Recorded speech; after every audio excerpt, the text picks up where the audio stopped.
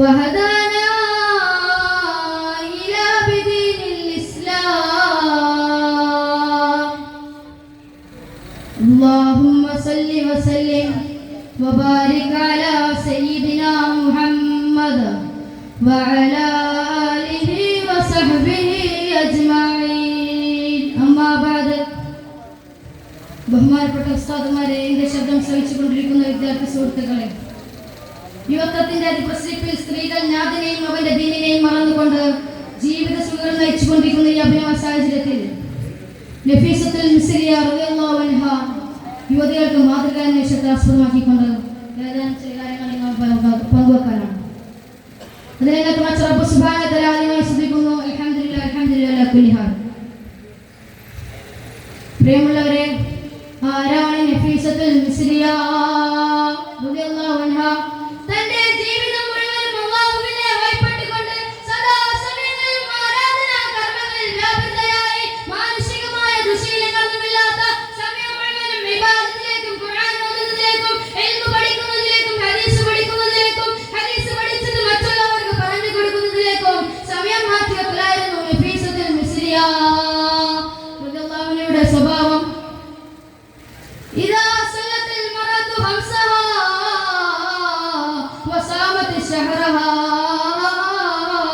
وحفظت فرجها وعطت زوجها دخلت من أبواب الجنة أيما شئت.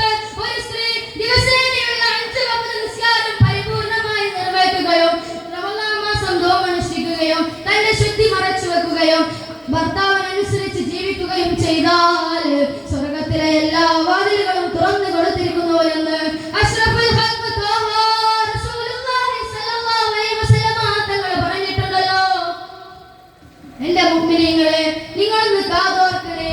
Nile നദിയുടെ സമാനമെന്നറിയപ്പെടുന്ന മിസ്രിന്റെ രാജകുമാരിയായ നഫീസത്തുൽ മിസ്രിയ റളിയല്ലാഹു അൻഹ ഇൽമിന്റെ മജ്ലിസിൽ നിന്ന് അല്ലാഹുവിന്റെ ഭയാനകമായ ഖബറിനെ കുറിച്ച് കേൾക്കുകയാണ്. അല്ലാഹുവിന്റെ ഭയാനകമായ ഖബറിനെ കുറിച്ച് കേൾക്കുമ്പോൾ പൊട്ടിക്കരഞ്ഞ് ബോധം കെടുകയാണ്. എല്ലാവരും മജ്ലിസിൽ നിന്ന് പുറത്തുപോയി. നഫീസത്തുൽ മിസ്രിയ റളിയല്ലാഹു അൻഹയ്ക്ക് ബോധം വന്നതിന് ശേഷം തന്റെ വീട്ടിലേക്ക് ഓടിപ്പോവുകയാണ്. അന്ന് വരെ നിസ്കരിച്ചുകൊണ്ടിരുന്ന സ്ഥലത്ത് നിന്ന് മുസല്ല മാറ്റിയിട്ട് അവിടെ ഒരു കുഴി വെട്ടുകയാണ്. ആ സ്ത്രീ വീടിന്റെ മുകളിൽ തനിക്ക് വേണ്ടി ഒരു ഖബറ് കുഴിക്കുകയാണ്. കഴിയുമോ സഹോദര, നിനക്ക് സ്വന്തമായ ഒരു ഖബറ് കുഴിക്കാനുള്ള ധൈര്യമുണ്ടോ? പരിശുദ്ധമായ ഇസ്ലാമിന്റെ എല്ലാ അതിർവരമ്പുകളും ഭേദിച്ചുകൊണ്ട് തന്റെ തലമറക്കാതെ കൈ കാണിച്ച് നഗ്നത മുഴുവൻ സോഷ്യൽ മീഡിയയുടെ പ്രകടിപ്പിച്ചുകൊണ്ട് ലിബറസത്തിന്റെയും ഫെമിനിസത്തിന്റെയും ഏകാധിപത്യം പ്രകടിപ്പിക്കുന്ന യുവത്വത്തിന്റെ പ്രസരിപ്പ് മാറിയിട്ടില്ല സഹോദരിമാരോട് എനിക്ക് പറയാനുള്ളത്, നഫീസത്തുൽ മിസ്രിയ റളിയല്ലാഹു അൻഹ ഖബർ കുഴിക്കുന്നതിനെ പൊട്ടിക്കരയുകയാണ്. കരഞ്ഞ് കരഞ്ഞ് ഖബർ മുഴുവൻ നനയുന്നുണ്ട്. എങ്ങനെ കരയാതിരിക്കും? കുഴിക്കുന്നത് ഖബറല്ലേ? എല്ലാവരും കരയുന്നത് ഖബർ കണ്ടിട്ടല്ലേ? അവസാനം ഖബറിന്റെ പണിയൊന്ന് പൂർത്തിയാവുന്നുണ്ടല്ലോ.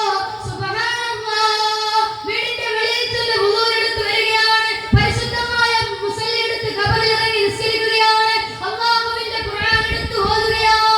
ബിസ്മില്ലാഹിർ റഹ്മാനിർ റഹീം. അലിഫ് ലാം മീം. ദാലികൽ കിതാബു ലാ റൈബ ഫീഹി ഹുദൽ ലിൽ മുത്തഖീൻ. അവസാനം നഫീസത്തുൽ മിസ്രിയ റളിയല്ലാഹു അൻഹ രോഗം പിടിപെട്ട് വീട്ടിൽ കിടക്കുകയാണ്. തന്നെ കാണാൻ വേണ്ടി കുടുംബക്കാർ മുഴുവനും വരുന്നുണ്ട്. എന്നിട്ട് അവർ പൊട്ടിക്കരഞ്ഞുകൊണ്ട് ചോദിക്കുകയാണ്, യാ നഫീസ, നീ എന്തിനാണ് എല്ലാ ദിവസവും നോമ്പ് നോക്കുന്നത്? നീ എന്തിനാണ് എല്ലാ ദിവസവും പട്ടിണി കിടക്കുന്നത്? നിന്റെ ശരീരമെല്ലാം മെലിഞ്ഞൊട്ടിയല്ലോ. നീ പട്ടിണി കിടക്കല്ലേ നഫീസ?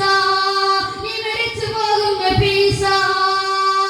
എന്നാൽ എന്താണ് ഈ സമൂഹത്തിൽ നടമാടിക്കൊണ്ടിരിക്കുന്നത്? തന്റെ തലമറക്കാതെ ശരീരത്തിന്റെ അംഗലാവണ്യം കാണിച്ച് മരണഭയമില്ലാതെ ബിഗ് ബോസിന്റെ എപ്പിസോഡ് കണ്ട് ജീവിതം പാഴാക്കുന്ന സഹോദരന്മാരോട് എനിക്ക് പറയാനുള്ളത്, അവസാനം നഫീസത്തുൽ മിസ്രിയ റളിയല്ലാഹു അൻഹ തന്റെ കുടുംബക്കാരോട് പറയുന്ന മറുപടി ഇതാണ്: ഞാൻ 30 വർഷക്കാലമായി അല്ലാഹു സുബ്ഹാനഹു വ തആലയോട് പ്രാർത്ഥിക്കുന്നു, മരിക്കുന്ന സമയത്ത് നോമ്പുകാരിയാക്കി മരിപ്പിക്കണേ റബ്ബേ. ഇതായിരുന്നു നഫീസത്തുൽ മിസ്രിയ റളിയല്ലാഹു അൻഹ തന്റെ കുടുംബക്കാരോട് പറഞ്ഞ മറുപടി. അല്ലാഹു സുബ്ഹാനഹു വ തആല നമ്മളെ സജ്ജീകരായ മുഅ്മിനീങ്ങളിൽ ഉൾപ്പെടുത്തി അനുഗ്രഹിക്കുമാറാവട്ടെ. ഇത്രയും പറഞ്ഞുകൊണ്ട് ഞാൻ നിർത്തുന്നു.